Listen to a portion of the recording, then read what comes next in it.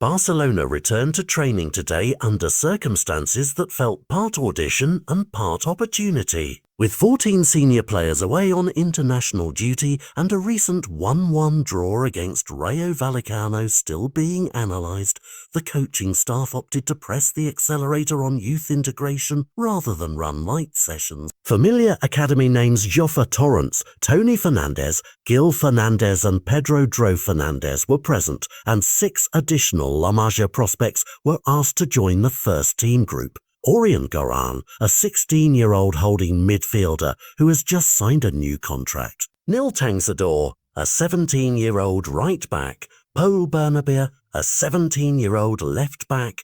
Hafiz Gariba, an 18-year-old centre-back. Pedro Villa, a 17-year-old midfielder, and Oriol Palace, an 18-year-old attacking midfielder who has only just arrived from Espanyol's youth ranks. The session's balance felt deliberate. Coaches wanted to test defensive stability, wing coverage and midfield composure in one concentrated window. Only 7 senior players trained alongside the youngsters: Joan Garcia, Wojciech Szczesny, Alejandro Balda, Eric Garcia, Mark Casado, Mark Bernal and Gerard Martin, while notable absences included Gavi, who is recovering from right knee discomfort, and Marc-Andre ter Stegen, who remains sidelined after back surgery. Head coach Hansi Flick was also away, attending the annual Spanish Football Coaches Committee meeting at Los Rosas, where he received a trophy recognizing him as last season's best coach. In his absence, the session was overseen by his assistants Marcus Sorg,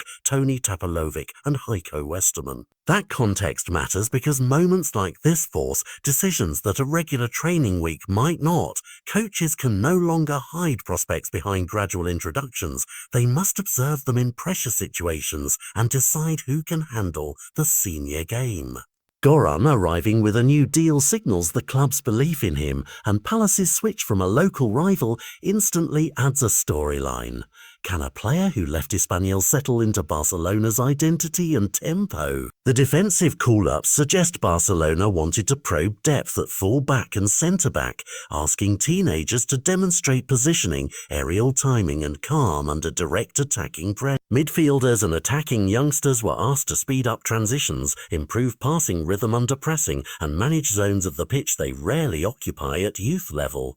For the players, this was a live audition. Senior tempo demands sharper decision-making and less margin for error, and how each youngster adapted will influence short-term rotation and long-term planning. For the staff, it was an intelligence-gathering exercise, a way to evaluate not just talent but readiness, attitude and adaptability when the stakes feel closer to competitive football than to youth matches. Strategically, the bigger question is what Flick will do when he returns. Will he lean into these revelations and integrate more academy minutes to refresh the squad, or will he revert to experience once internationals return? Either route changes squad dynamics and tells a different story about Barcelona's roadmap this season. For supporters, the headline is energising and straightforward. La Masia remains a working pipeline, and today it produced a meaningful sample of talent. Whether one of these 6 becomes a regular or simply gains confidence and minutes, the immediate result is the same. Barcelona gave youth a real platform, and in modern football, those platforms sometimes change careers overnight.